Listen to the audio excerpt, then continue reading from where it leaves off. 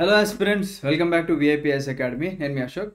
So ఓవరాల్గా మనము AP high court నుంచి వచ్చిన నోటిఫికేషన్స్ అన్నీ కూడా ఎగ్జామిన్ చేసుకున్నట్లయితే, అంటే స్టెనోగ్రఫర్ కానివ్వండి, junior assistant, typist, field assistant, examiner, copyist, driver of light vehicle, record assistant, process server and office subordinate, ఇవన్నీ కూడా మనం చూసుకున్నట్లయితే మనకి 16-20 ఉన్నాయండి ఓవరాల్గా పోస్టులు. ఓకేనా. దాంట్లో హైయెస్ట్ వచ్చేసి జూనియర్ అసిస్టెంట్ ఉంది. అండ్ జూనియర్ అసిస్టెంట్ కూడా మనకు తెలుసు, it is a very good post. Even మనకి సపరేట్గా రిక్రూట్మెంట్, ఫర్ ఎగ్జాంపుల్ గ్రూప్ 4 లాంటి రిక్రూట్మెంట్లో జూనియర్ అసిస్టెంట్లు ఉంటారు. గ్రూప్ 3లో కూడా కొన్నిట్లో మనకి జూనియర్ అసిస్టెంట్ మెన్షన్ చేస్తూ ఉంటారు అనమాట. సో చాలా బాగుంటుంది, దీనికి ఫోకస్ చేయండి. అందుకే ఈ నెంబర్ కూడా చాలా ఎక్కువ ఉంది ఉన్న పోస్ట్లో మనం చూసుకున్నట్లయితే. ఎక్సెప్ట్ ఆఫీస్ సబార్డినేట్ అంటే మనకి ప్యూన్ అండి, అది తప్పించి మిగతా చూసుకున్నట్లయితే జూనియర్ అసిస్టెంటే ఎక్కువ ఉంది. మనకి 230 పోస్టులు ఉన్నాయి. ఫీల్డ్ అసిస్టెంట్ చూసుకున్నట్లయితే మనకి 57 ఉన్నాయి. స్టెనోగ్రాఫర్ చూసుకున్నట్లయితే 80 ఉన్నాయి. టైపిస్ట్ చూసుకున్నట్లయితే మనకి 162 ఉన్నాయి. Examiner 32, copyist 192, driver 28, record assistant 24, process server 164 and office subordinate లేదా ప్యూన్ మనకి 651 ఉన్నాయండి. ఓవరాల్గా మనకి 16-20 ఉన్నాయి. సో ఈ వీడియోలో నేను జూనియర్ అసిస్టెంట్ గురించి మనం నోటిఫికేషన్ ఒకసారి డీటెయిల్గా చూసుకుందాం. ఓకేనా.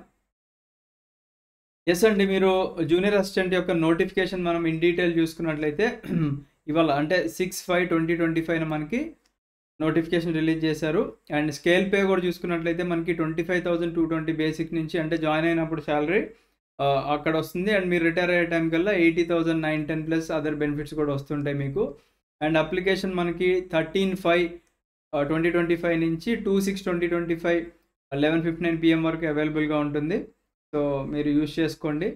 అండ్ మనం చూసుకున్నట్లయితే అనంతపురం 11 పోస్టులు ఉన్నాయి. తర్వాత చిత్తూరుకి వచ్చేసి ఒక 25 పోస్టులు ఉన్నాయి. ఈస్ట్ గోదావరి 28 ఉన్నాయి. గుంటూరుకి 28 ఉన్నాయి. కృష్ణాకి 25 ఉన్నాయి. కర్నూలుకి 12 ఉన్నాయి. నెల్లూరుకి 15 ఉన్నాయి. ప్రకాశంకి 18 ఉన్నాయి.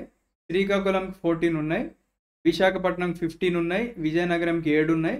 వెస్ట్ గోదావరికి 14 ఉన్నాయి. వైఎస్ఆర్ కడపకి 18 ఉన్నాయి అనమాట. ఓకేనా. మనకి ఎక్కువ 28 అనే నెంబర్ కనిపించింది ఉన్న వాటిలో. ఓకేనా. సో ఇది ఏపీ హైకోర్టు యొక్క డిస్క్రిప్షన్ అండి. అంటే పోస్టులు పెంచేది లేదా తగ్గించేది అంతా కూడా it all depends on the high court అనమాట. మనం ఇక్కడ చేసేది ఏం లేదు, వాళ్ళు క్లియర్గా మెన్షన్ చేశారనమాట. అంటే పోస్టులు పెంచితే ఓకే, బట్ తగ్గిస్తేనే మనం బాధపడతాం. యూజువల్లీ తగ్గించరు మ్యాక్సిమం. ఓకేనా. ఎస్, నెక్స్ట్ చూద్దాం. ఎడ్యుకేషనల్ క్వాలిఫికేషన్ జూనియర్ అసిస్టెంట్కి బ్యాచిలర్స్ డిగ్రీ ఉండాలి. దాంతోపాటుగా knowledge or qualification in computer operation ఉండాలి అని మనకు మెన్షన్ చేశారు. ఓకేనా. అండ్ దీంతో పాటుగా లింగ్విస్టిక్ క్వాలిఫికేషన్ గురించి కూడా మెన్షన్ చేశారు. మీరు అనంతపురం చెందిన వాళ్ళైతే మీకు తెలుగు ప్లస్ కన్నడ వచ్చి ఉండాలి, అంటే ఎండ్ అన్నారు. చిత్తూరు వాళ్ళైతే తెలుగు ప్లస్ తమిళ్ వచ్చి ఉండాలి మీకు. అండ్ మిగతా వాళ్ళందరికీ కూడా తెలుగు మెన్షన్ చేసి, శ్రీకాకుళం వాళ్ళకి తెలుగు ప్లస్ ఒరియా వచ్చి ఉండాలన్నారు. అండ్ విజయనగరం వాళ్ళకి కూడా తెలుగు ప్లస్ ఒరియా వచ్చి ఉండాలి, ఎందుకంటే ఒడిస్సాకి దగ్గరలో ఉంటుంది కాబట్టి. అయితే ఇక్కడ ఏం మెన్షన్ చేశారంటే, provided that there 2 or more languages are specified for a district and sufficient number of candidates who have an adequate knowledge on all these languages are not available. Okay na? Candidates who have an adequate knowledge of any one of the said languages according to the needs of the district may be selected and such candidates shall be eligible for appointment in that district. అంటే మనకి 2 లాంగ్వేజ్లు రావాలని చెప్పి mention చేశారు కదా. ఒకవేళ sufficient number of students, అంటే 2 లాంగ్వేజ్లు వచ్చిన వాళ్ళకి ప్రిఫరెన్స్ ఇక్కడ ఉంటుంది. రాలేదు అని అనుకుంటే ఏదో ఒక లాంగ్వేజ్ వచ్చినా అక్కడ మాకు రిక్వైర్మెంట్ ఉంది అనుకునే వాళ్ళు అపాయింట్ చేసుకుంటారని చెప్తున్నాను అనమాట. నెక్స్ట్ చూద్దాం. ఏజ్ లిమిట్ మనకి మినిమం 18 years ఉండాలి. అండ్ మనకి మ్యాక్సిమం 42 years ఉండాలి యాజ్ ఆన్ 1/7/2025 ఇచ్చిన వీళ్ళు డేట్ నాటికి. ఓకేనా. అండ్ ఈ 42 yearsకి మనకి రిలాక్సిబుల్ ఏజ్ ఎంత ఇస్తున్నారు, షెడ్యూల్ క్యాస్ట్ కానివ్వండి, షెడ్యూల్ ట్రైబ్స్ కానివ్వండి, బీసీ కానివ్వండి, అండ్ ఈడబ్ల్యూఎస్ వాళ్ళకి ఎక్స్ట్రా ఒక 5 years రిలాక్సేషన్ కల్పిస్తున్నారు. అండ్ పీడబ్ల్యూబీడి అంటే persons with bench mark disabilities వాళ్ళకి ఒక 10 years మనకి రిలాక్సేషన్ అనేది కల్పిస్తున్నారు అనమాట. ఓకేనా. నెక్స్ట్ చూద్దాం. రిజర్వేషన్ అంటే మీ అందరికీ తెలిసిందే, ఎలా వర్తిస్తుంది ఏంటి అని చెప్పేసి. I don't want to focus more on that. Documents మీరు ఆన్లైన్ సబ్మిట్ చేసేటప్పుడు ఒరిజినల్ సర్టిఫికేట్స్ అడుగుతున్నారండి. మీకు సంబంధించిన డేట్ ఆఫ్ బర్త్ కానివ్వండి, కమ్యూనిటీ సర్టిఫికేట్ కానివ్వండి, అండ్ ఇంకా వాళ్ళు మెన్షన్ చేసిన ఆబ్వియస్లీ మీ దగ్గర అన్నీ ఉండే ఉంటాయి. ఒకవేళ ఏదైనా లేదు అని అనుకుంటే మీరు లేదా ఏదైనా రిజర్వేషన్ క్లెయిమ్ చేయాలి అనుకున్నా గానీ ఇమ్మీడియేట్‌గా మీరు నాన్ క్రీమీ లేయర్ తెచ్చుకోండి. ఫర్ ఎగ్జాంపుల్ ఓబీసీకి చెందిన వాళ్ళు ఉన్నారనుకోండి. నాన్ క్రీమీ లేయర్ లేదు అనుకుంటే నాన్ క్రీమీ లేయర్ తెచ్చుకోండి. అలా ఇంకేదైనా సర్టిఫికేట్స్ మీది మిస్ అయినా ఏమున్నా గానీ ఇమ్మీడియేట్‌గా మీరు కన్సర్న్ తహసీల్దార్ గారి దగ్గరికి వెళ్లి మీరు తెచ్చుకోండి. ఇలా నోటిఫికేషన్ వచ్చింది. మాకు అర్జెంట్ రిక్వైర్మెంట్ ఉంది అని చెప్పేసి. ఓకేనా? ఓకే. నెక్స్ట్ చూడండి.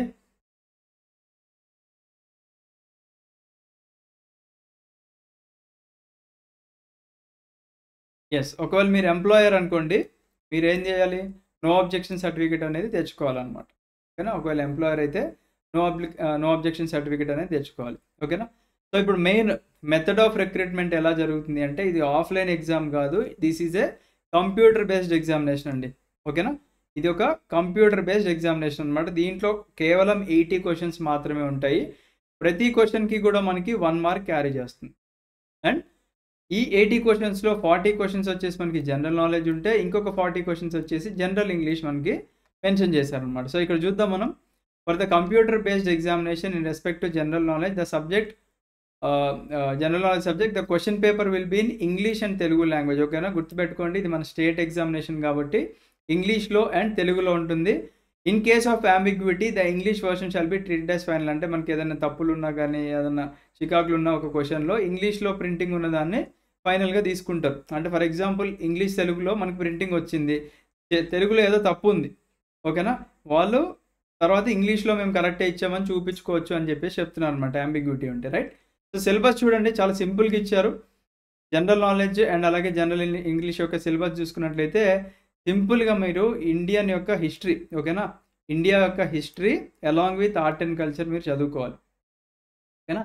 దాంతో పాటుగా ఇండియన్ నేషనల్ మూవ్‌మెంట్ చదువుకోవాలి. ఇండియన్ జియోగ్రఫీ చదువుకోవాలి. అగ్రికల్చర్ అండ్ ఎన్వైర్న్మెంట్ చదువుకోవాలి. ఇండియన్ ఎకానమీ చదువుకోవాలి. ఇండియన్ పాలిటీ చదువుకోవాలి. అండ్ జనరల్ సైన్స్ చదువుకోవాలి. అండ్ సమ్ సైంటిఫిక్ రీసెర్చ్ కానివ్వండి, అవార్డ్స్ ఇవన్నీ. అంటే సింపుల్ మనకి అంటే సిలబస్ మనకి సింపుల్‌గా ఇచ్చారు.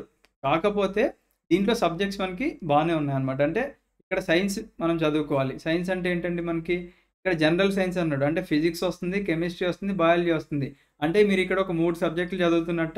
దాని తర్వాత ఇండియన్ పాలిటీ అన్నాడు 4 సబ్జెక్టుల. ఇండియన్ ఎకానమీ అన్నాడు 5. అగ్రికల్చర్ అండ్ ఎన్వైర్న్మెంట్ అన్నాడు 6. జియోగ్రఫీ 7. ఇండియన్ నేషనల్ మూవ్‌మెంట్ అంటే మోడర్న్ ఇండియా హిస్టరీ అనుకోండి. ఓకేనా? 8. అండ్ దాంతో పాటుగా మనకి ఇండియన్ హిస్టరీ కూడా అన్నాడు. ఇండియన్ హిస్టరీ అంటే మనకి ఏన్షియంట్ అండ్ మిడివల్ కూడా మనం కన్సిడర్ చేసుకోవాలి. దాంతో పాటు ఆర్ట్ అండ్ కల్చర్ కూడా అన్నారనమాట. అంటే ఓవరాల్‌గా మనకి ఇక్కడ ఒక 10 కనిపిస్తున్నాయి అనమాట. ఓకేనా? 10 సబ్జెక్టులు మీరు ఎలా చదువుతారండి? మీరు యూపీఎస్సీ లెవెల్‌లో చదవాల్సిన అవసరం లేదు. గ్రూప్ 1 లెవెల్‌లో చదవాల్సిన అవసరం లేదు. యూజువల్లీ మనకి ఇలాంటి ఎగ్జామినేషన్స్ గ్రూప్ 4 లేదా మనకి జూనియర్ అసిస్టెంట్ ఇలాంటి క్యాడర్స్ ఏవైతే మనకి హైకోర్ట్ రిలీజ్ చేసే వాళ్ళకి టూ మచ్ స్టాటిక్ మీద ఫోకస్ చేస్తారండి. ఓకేనా? సో, మీ ప్రిపరేషన్ కూడా మీరు స్టాటిక్ మీదనే ఫోకస్ చేయాలి. ఫర్ ఎగ్జాంపుల్ ప్రియాంబుల్ అనే టాపిక్ ఇచ్చారనుకోండి. ఓకేనా? ప్రియాంబుల్ అనే టాపిక్‌లో మనకి పైన వర్డ్స్ ఉంటాయి. Sovereign, socialist, secular, democratic republic అని చెప్పేసి ఉంటాయి. ఆ ఆర్డర్ అడుగుతూ ఉంటారు. ఫర్ ఎగ్జాంపుల్ పాలిటీ ఎగ్జాంపుల్ తీసుకున్నట్లయితే దాంట్లో మనకి అమెండ్మెంట్ చేసినప్పుడు ఏమేమి యాడ్ చేశారు అని చెప్పేసి అంటారు. Socialist, secular and integrity add చేశారనుకోండి. అలా మనకి స్టాటిక్ బిట్‌లో ఎక్కువ ఫోకస్ చేస్తూ ఉంటారనమాట. ఓకేనా? అండ్ జనరల్ సైన్స్‌లో కూడా మనకి ఎక్కువ బయాలజీ మీద ఎక్కువ ఫోకస్ చేస్తూ ఉంటారు. ఎక్కువ మనకి విటమిన్స్ మీద ఫోకస్ చేస్తూ ఉంటారు. బ్లడ్ మీద ఫోకస్ చేస్తూ ఉంటారు. And some other. ఓకేనా? సో, ఎక్కువ స్టాటిక్ మీకు ఏదనిపిస్తే అవి మీరు ప్రాపర్‌గా చదువుకోండి. బాగా ఇంపార్టెంట్ ఉన్న టాపిక్స్ మీద ఎక్కువ ఫోకస్ చేసుకోండి. ఎక్కువ అవే రిపీట్ అవుతూ ఉంటాయి. అండ్ తర్వాత మిగతావి చదువుకోండి. రైట్? నెక్స్ట్ ఇంగ్లీష్‌లో కూడా ఇంగ్లీష్ అయితే కొద్దిగా ఈజీలే అండి compare to general knowledge. General knowledge అంటే మనం టూ మచ్ ఎక్కువ చదువుకోవాలి. ఇంగ్లీష్ అయితే మనకి రీడింగ్ కాంప్రహెన్షన్ అన్నారు. ఒక కాంప్రహెన్షన్ ఇస్తే దాంట్లోనే మనకి మ్యాటర్ ఉంటది. సో, అది పెద్ద మ్యాటర్ కాదు మనకి కింద ఆన్సర్ చేయడం. నెక్స్ట్ స్పాటింగ్ ఎర్రర్స్ కొద్దిగా మనం ఫోకస్ చేయాలి. స్పాటింగ్ ఎర్రర్ ఫోకస్ చేయాలి అంటే మీకు ప్రాపర్ ఇంగ్లీష్ వచ్చుండాలనమాట. ఓకేనా? నెక్స్ట్ క్లోజ్ టెస్ట్ అడుగుతున్నారు ఇక్కడ మనకి. తర్వాత పారా జంబుల్ ఆర్ సెంటెన్సెస్ జంబుల్ అని చెప్పేసి అడుగుతున్నారు. అంటే మనకి సెంటెన్సెస్ ఇస్తారు. ఓకేనా? ఫర్ ఎగ్జాంపుల్ ఇదే సెంటెన్స్ తీసుకుందాం. For the employees presently working as contractual అని చెప్పేసి అన్నారు. ఇది ఎక్కడో థర్డ్ సెంటెన్స్‌లో ఇస్తారు మనకి. థర్డ్ స్టేట్మెంట్‌లో. ఇంకేదన్నా 1, 2 లేకపోతే 3, 4లో ఇస్తారు. అది మనకి ప్రాపర్ ఆర్డర్ అడుగుతారు. సిఏడిఈబీనా, బిఏఈసీడీనా అలా ప్రాపర్ సెంటెన్స్ ఫామ్‌లో మీరు చేయండి అని చెప్పేసి అడుగుతారనమాట. ఓకేనా? లేదా ఆడ్ సెంటెన్స్ అవుట్ గురించి అడుగుతున్నారు. అంటే ఒక సెంటెన్స్ ఇచ్చేసి దాంట్లో మీరు ఆడ్ సెంటెన్స్ తెలియాలి అనుకుంటే మీకు కొద్దిగా బేసిక్ ఇంగ్లీష్ రావాలి. తర్వాత ఫిల్ ఇన్ ద బ్లాంక్స్ అడుగుతున్నారు. తర్వాత మనకి సెంటెన్స్ కంప్లీషన్ అడుగుతున్నారు. పారా కంప్లీషన్ అడుగుతున్నారు. ఓకేనా? పారా కంప్లీషన్ అడుగుతున్నారు. సినోనిమ్స్ అండ్ యాంటోనిమ్స్ కూడా అడుగుతున్నారండి మనకి ఇక్కడ. ఓకేనా? సో సినోనిమ్స్ అండ్ యాంటోనిమ్స్ రావాలి అనుకుంటే మనం చాలా చదువుకోవాలి. ఓకేనా? బట్ అంత హార్డ్ అడగరు అనుకుంటున్నాను నేనైతే. ఎక్కువ బికాజ్ అంత ఇబ్బంది పెట్టరు అనుకుంటున్నాను. సింపుల్‌గా అడుగుతారు. బట్ దానికి మీరు సినోనిమ్ అంటే సేమ్ మీనింగ్ ఉన్నవి, యాంటోనిమ్స్ అంటే ఆపోజిట్ ఉన్నవన్నమాట. నెక్స్ట్ ఇడియమ్స్ అండ్ ఫ్రేజెస్ అనమాట. అంటే ఏంటి? ఫర్ ఎగ్జాంపుల్ నేను ఒకటి చెప్తాను. అరే don't beat around the bush రా అని చెప్పేసి అన్నాను అనుకో. అంటే ఫర్ ఎగ్జాంపుల్ నేను మిమ్మల్ని ఏమన్నా అడిగా, అరే ఎగ్జామ్ ఎలా రాసేవరా అని అడిగాను అనుకోండి. మీరు అరే మాకు ఎగ్జామ్ ఫస్ట్ ఇవన్నీ చెక్ చేశారు. తర్వాత లోపలికెళ్ళాము. తర్వాత మేము కూర్చున్నాము. తర్వాత ఆయ వచ్చి వాటర్ తెచ్చింది. ఇయన్నీ కాదు. నేను అడిగిన పాయింట్‌కి రా అని అర్థం అనమాట. అంటే don't beat around the bush అంటే ఏంటి? తిన్నగా నేను అడిగిన దానికి సమాధానం చెప్పు అని అర్థం అనమాట. అలా మనకి చాలా ఉంటాయి ఇడియమ్స్ అండ్ ఫ్రేజెస్. ఓకేనా? అవి కూడా మనం చదువుకోవాలి. నెక్స్ట్ వన్ వర్డ్ సబ్స్టిట్యూషన్ అని చెప్పేసి అన్నారు. సో ఇది కూడా కొద్దిగా ఈజీ అనమాట. ఓకేనా? జనరల్ నాలెడ్జ్‌తో కంపేర్ చేస్తే జనరల్ ఇంగ్లీష్ కొద్దిగా ఈజీ. సో నన్ను అడిగితే పైన 40 మార్క్స్ కింద 40 మార్క్స్ ఉంది కదా! ఫస్ట్ మీ ఫోకస్ జనరల్ ఇంగ్లీష్ మీద పెట్టండి. సింపుల్‌గా అయిపోద్ది ఫస్ట్. అంటే సింపుల్‌గా అంటే తెలుగు మీడియం బ్యాక్‌గ్రౌండ్‌లో ఉన్న వాళ్ళకైతే కొద్దిగా కష్టమే. ఇంగ్లీష్ మీడియం బ్యాక్‌గ్రౌండ్‌లో ఉన్న వాళ్ళకి కొద్దిగా ఈజీయే. మీరు ఫర్ ఎగ్జాంపుల్ పైన టాపిక్స్ చదవడానికి ఒక 45 డేస్ పట్టింది అనుకుంటే కిందవి మీరు ఒక 25 డేస్‌లో కంప్లీట్ చేసుకోవచ్చు. అంటే ఒక్క రోజులో ఒక టాపిక్ ఎగరగొట్టొచ్చు. ఇప్పుడు స్పాటింగ్ ఎర్రర్ ఉందనుకోండి. దానికి కొన్ని కీవర్డ్స్ ఉంటాయన్నమాట మనకి. ఓకేనా? వాటిని మీరు ఫోకస్ చేస్తే ఆ ఎర్రర్‌ని ఈజీగా స్పాట్ చేసుకోవచ్చనమాట. ఓకేనా? యెస్. నెక్స్ట్ చూద్దాము. మనకి మినిమమ్ క్వాలిఫైయింగ్ మార్క్స్ ఇచ్చారు. బట్ మినిమమ్ క్వాలిఫైయింగ్ మార్క్స్ వచ్చినంత మాత్రం కూడా మనకి వాళ్ళు సెలక్షన్ అయినట్టు కాదు అని చెప్పేసి వాళ్ళు ఇక్కడ మెన్షన్ చేశారు క్లియర్‌గా. అదే మనకి ఇక్కడ మెన్షన్ చేశారనమాట. అండ్ ఎగ్జామినేషన్ ఫీ కూడా మనకి పెట్టారండి. మనకి ఈడబ్ల్యూఎస్ అంటే ఓసీ వాళ్ళు ఈడబ్ల్యూఎస్, బీసీ కేటగిరీ వాళ్ళు ₹800 పే చేయాలి అని చెప్పేసి అంటున్నారు. అండ్ ఎస్సీ, ఎస్టీ ఉంటే ఇక్కడ జస్ట్ ₹400 పే చేయాలన్నమాట. ఇంక్లూడింగ్ పీడబ్ల్యూడీ, బీడీ వాళ్ళు కూడా. ఓకేనా? రైట్.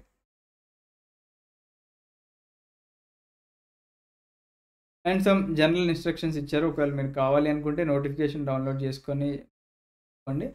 బట్ బీ సీరియస్ అండి. కాంపిటీషన్ ఇప్పుడు మనకి ఎటువంటి నోటిఫికేషన్ లేదు కాబట్టి ఆబ్వియస్‌లీ కాంపిటీషన్ అనేది టఫే ఉంటది. ఏ చిన్న పోస్ట్ వచ్చినా గానీ ఇప్పుడు మనకి వేల నుంచి లక్షల మంది అప్లై చేస్తున్నారు. ఓకేనా?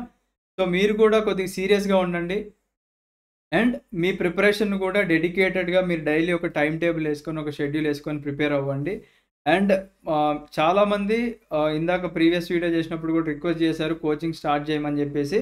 బట్ మాకు తెలీదండి ఎంతమంది జెన్యూన్‌గా ఇంట్రెస్ట్ ఉన్నారో. మీరు జెన్యూన్‌గా ఇంట్రెస్ట్ ఉన్నారు అనుకుంటే మేము అఫోర్డబుల్ ఫీస్ పెట్టి బీట్ 2,999, 3,999 పెట్టి మేము కోర్స్ లాంచ్ చేయడానికి ప్లాన్ చేస్తాము. బట్ మీరు జెన్యూన్‌గా ఇంట్రెస్ట్ ఉంటే, మీరు జెన్యూన్‌గా ఈ 3,999, 2,999 అఫోర్డ్ చేయగలరు అనుకుంటే మీరు కింద కామెంట్ సెక్షన్‌లో కామెంట్ చేయండి. బికాజ్ మనకి బిలో 5,000 అనేది it's not a big deal అండి. ఒక 5,000 పెట్టి మనం కష్టపడుతున్నందుకు ఒక ఉద్యోగం వస్తుంది అనుకుంటే ఎడ్యుకేషన్ అనేది ఇట్స్ అన్ ఇన్వెస్ట్‌మెంట్. అంటే మీరు అనుకోవచ్చు మీకేంటి సార్ ఇది మీరు ఒక బిజినెస్ లాగా చేస్తున్నారు అనుకుంటే, ఇప్పుడు ఫర్ ఎగ్జాంపుల్ మీకు క్లాసెస్ చెప్పాలనుకోండి. ఓకేనా? ఒక 5గురు మినిమమ్ ఉండాలి. లేదా 6గురు అయినా ఉండాలి ఉన్న సబ్జెక్టులు కంప్లీట్ చేయాలి అంటే. ఇప్పుడు ఇదే క్వెషన్ నేను మిమ్మల్ని అడిగాను అనుకోండి. అంటే ఇప్పుడు మీకు రేపు జాబ్ వచ్చింది కదా! మీరు సాలరీ తీసుకోకుండా పని చేస్తారా అని నేను అడిగాను అనుకోండి. మీకు ఎలా ఉంటది?